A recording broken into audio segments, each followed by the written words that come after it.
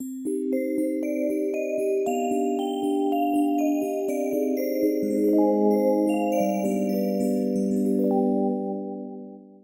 to another Woohoo Wednesday. I'm Little Woo, and I'm here to address another life question that I've received.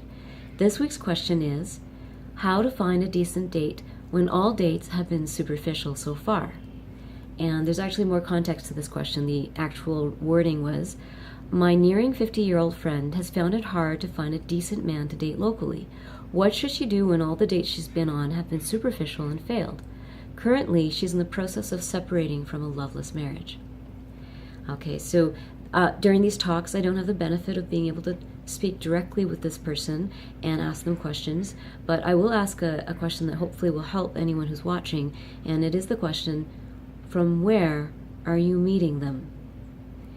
And it's actually a trick question, and so at one level you might answer very practically, like, oh, I'm meeting them on dating sites, or I'm meeting them at the local coffee shop, or, very physical description of how you're meeting them. But what I'm actually really asking is, from where are you meeting them on a vibrational, emotional level?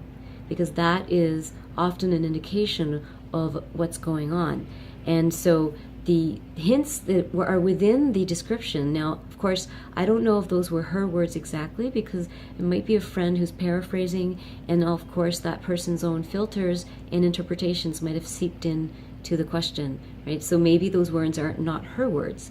But if they are her words and they're very close, then I would say that the very first hint is even in the word finding a decent date or a decent man.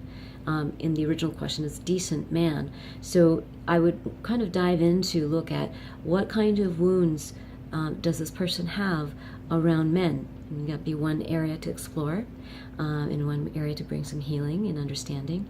The second hint that's even in the question is the words hard to find a decent man. So hard to find in itself is an indication that there's a scarcity mindset that might be impacting their experience. So sometimes when we think that there's not enough of something, it can be all around us and we still can't see it.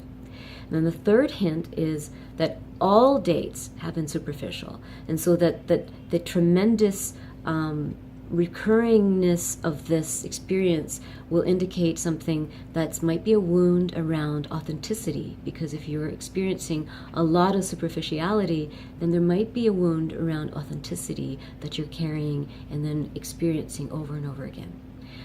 The last part of the question that gives me some hints is that she's currently in a process of separating from what is called a loveless marriage. So that's very strong words, and it's important to see how that might be also something that's being carried is a deep disconnection around love, or a feeling of deep lovelessness that might be carried forward into the dating experience or into future partnerships. So that's something that really needs to be looked at as well. So there might be not only a loveless relationship that she's experienced, but also a disconnection from love that goes much earlier than that. So from childhood or from her earliest relationships, there might have been that same feeling. And sometimes the feeling is just an interpretation of reality where, someone else was maybe really struggling and doing their best to raise a child, but that child was neglected as a result, or maybe didn't feel as loved, and so that's the interpretation, even though the parent tried to do everything they could to help this child and raise this child, but it might not been very affectionate with them, or maybe didn't spend as much time with them, or maybe didn't speak to them as kindly as they could have. So these are all things that create a disconnection and creating a long-term feeling of lovelessness in the world. And those are things that can impact our future relationships and impact our ability to find dates that reflect what we really want to experience. So 2 big healing themes that I would suggest for this person and for anyone who's in the same situation would be to look at authenticity, because if superficiality is something that you keep encountering, then you need to maybe dive into the opposite, the teaching, the thing that you actually wish to create and learn about, which is authenticity.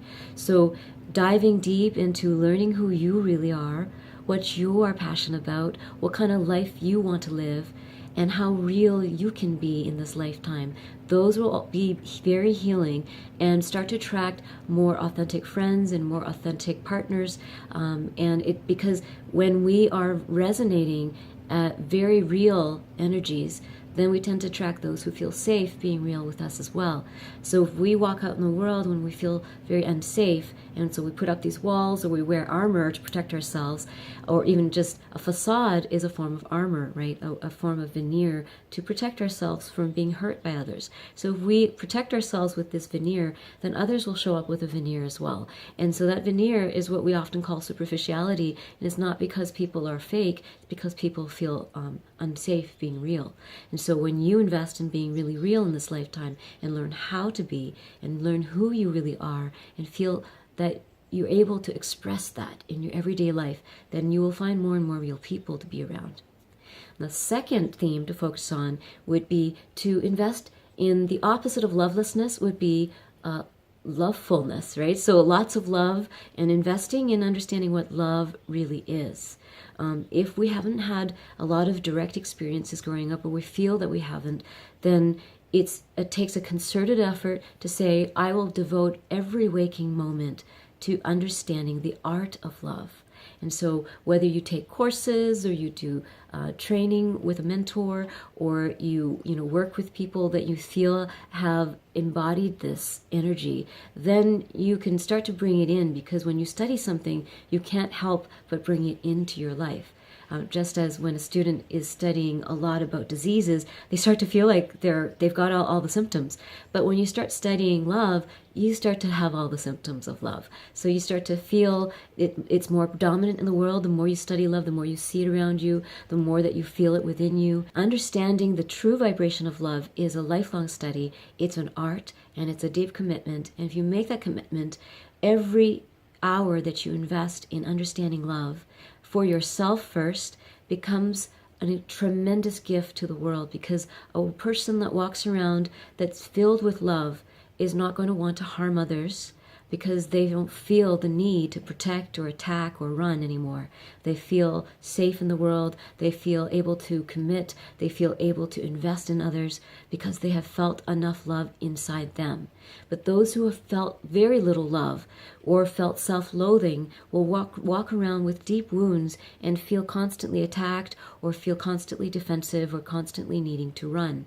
And so those are the behaviors of someone who's in survival mode because of their wounds.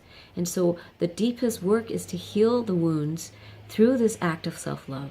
And by understanding who you really are, the theme number one, that's part of the journey. And then the second part is how to really love and accept yourself. If you want to work with me one-on-one, you can check out my mentorship page on my website, and I work with people for several months or more on how to cultivate that self-love and how to cultivate your imagination in order to bring more magic into every part of your life.